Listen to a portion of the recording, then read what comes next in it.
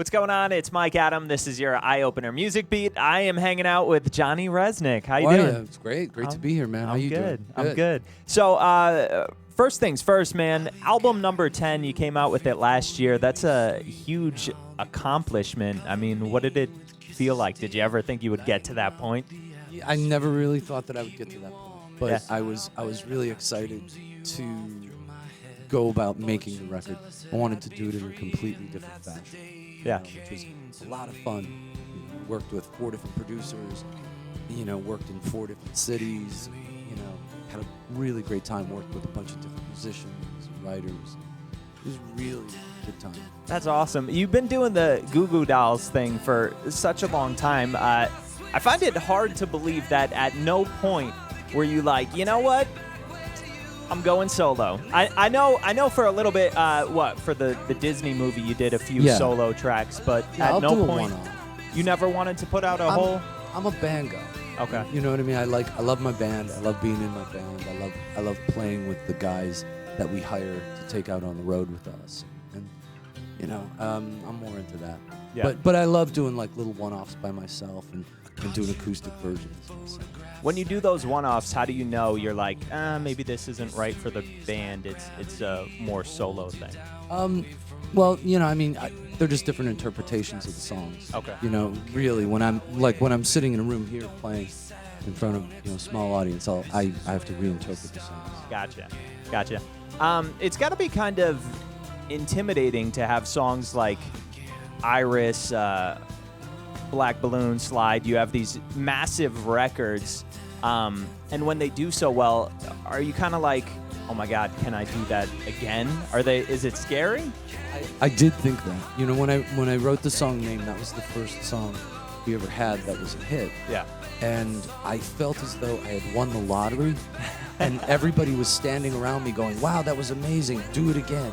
Right. Oh my, how am I going to do this again? I got really, really nervous about it, and then the project for Iris came up. Yeah. And so I wrote that, and it just blew up, and I was like, okay, well, maybe you do have some skill at this. And we just kept going. There's a rumor that before the Iris project, you were ready to hang it up. Yeah, I was going to go back. Well, because, if you're not making a living doing something by a certain age, and I think it was 28 at that time. Yeah. So if you're not making a living doing something at that point in your life, you really have to go back to school and grow up. And, See, kids, if you're watching this right now, take some advice from Johnny. I just felt like, wow, I better put this away and get on with it. Yeah. So what's your writing process like? Are you just, in the shower, jogging, at the desk, in the bed, and it just comes to you? Or do you have to... Really? All of it. Totally. Huh? Yeah, totally. You don't need to be in a certain atmosphere, or... No. Not to get the initial ideas. Okay. Not to get the initial spark of an idea. And I don't jot things down right away. Okay. Or send it into my iPhone or anything like that, because if it's good enough to remember till I get to someplace where I can record it, it's worth something. Then it's worth it. Yeah. Gotcha. What's one band out right now, a new band that you are really digging? Who do I really like? I mean, I like so many bands, Yeah. I'm kind of getting interested in more of the electronic dance music kind of thing. Okay. That's kind of interesting to me. Okay. There's these kids, Cash. They're really good, and I actually got a chance to do a little work with them. But I was kind of like my guilty pleasure, sort of into all that, and they're good. There's so many bands. I can't name one that I like. I mean, Gotcha. I lean more toward the more folk music. Who I absolutely love is Sara Bareilles, and she's not a new artist. She's phenomenal, though. But she's breaking through at a level that she deserves to be, to be at. It's so nice to see someone who's so talented, a great player and a great singer, great writer, get a chance to write a real song and get that high up on the pop charts these days. Very cool.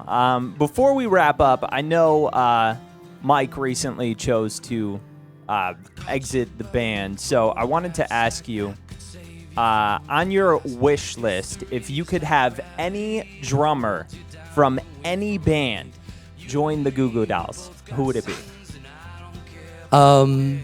Wow, any drummer from any band. Well, of course, Dave Grohl. Okay. You know, everybody wants him to play.